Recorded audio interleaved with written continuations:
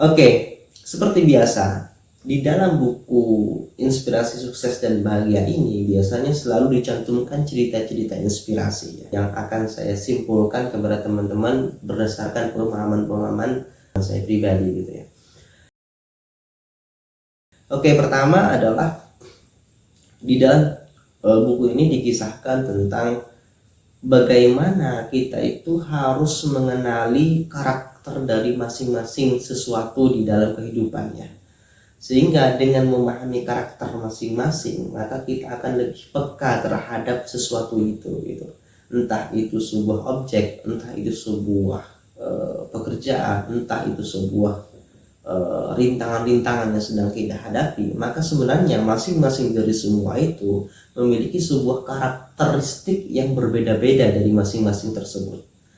Contoh misalkan di sini dikisahkan bahwa bagaimana kita melihat bahwa kita tidak mudah untuk menghancurkan sebuah ranting dari kayu kalau hanya menggunakan air misalkan, tetapi ranting kayu itu akan lebih mudah hancur ketika kena api. Begitu juga plastik ya. Plastik tidak mungkin hanya dihancurkan menggunakan tangan ya, atau dengan menggunakan air, tetapi akan mudah lunak ketika dia tersentuh oleh sulutan api gitu ya.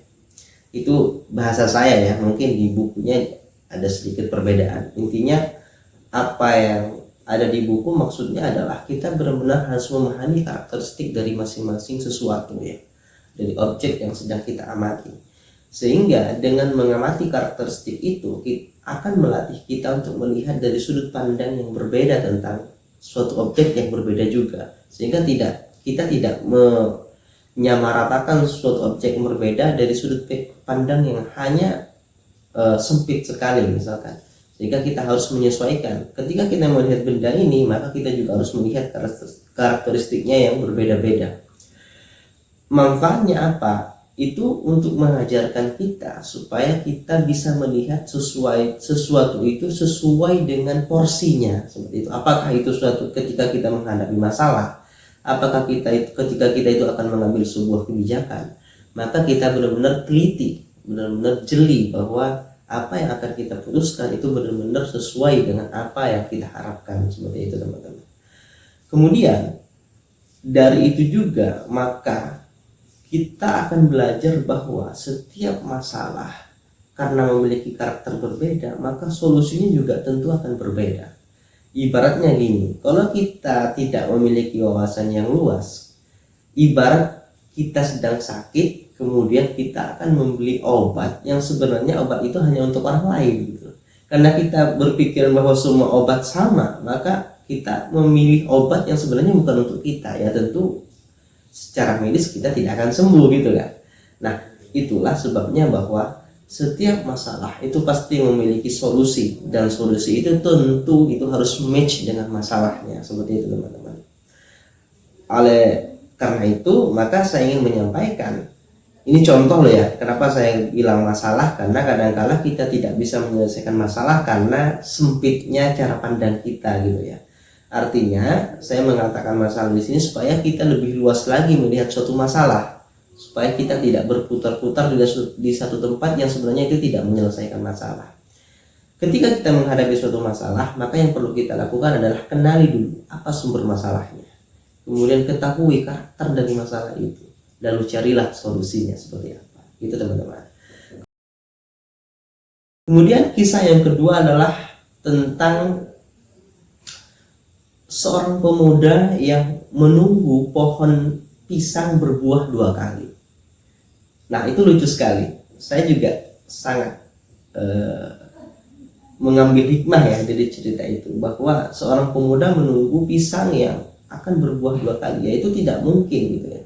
Sampai seorang pemuda itu diberitahu oleh kakek-kakek, oleh orang tua, bahwa itu tindakan yang salah. Kenapa? Karena ya pisang hanya berbuah sekali dalam hidupnya gitu ya, sehingga tindakan yang bodoh ketika kita itu menunggu pisang berbuah 2 kali. Hikmahnya apa? Bahwa untuk dalam sekelas pekerjaan bahkan menjalani kehidupan itu benar-benar butuh yang namanya wawasan yang luas gitu ya.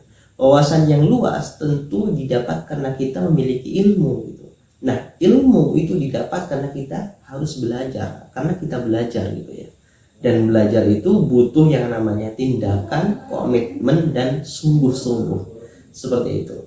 Sehingga bisa dikatakan bahwa orang berwawasan luas itu karena dia memiliki ilmu. Seperti itu teman-teman. Kemudian yang ketiga adalah supaya hati kita itu menjadi damai, hati kita menjadi adem, tidak mudah gelisah, pikiran kita tetap tenang, pikiran kita tidak mudah ruwet dan semacamnya. Satu hal yang penting bahwa kita jangan mudah menjudge atau menghakimi sesuatu ya. Jangan mudah menaruh curiga, jangan mudah juga untuk menuduh sesuatu tanpa ada alasan yang jelas atau tanpa bukti-bukti yang nyata gitu ya. Karena kadangkala kita itu ketika melihat suatu kejadian kemudian kita menghakimi sesuatu padahal kita tidak tahu betul apa yang sebenarnya terjadi.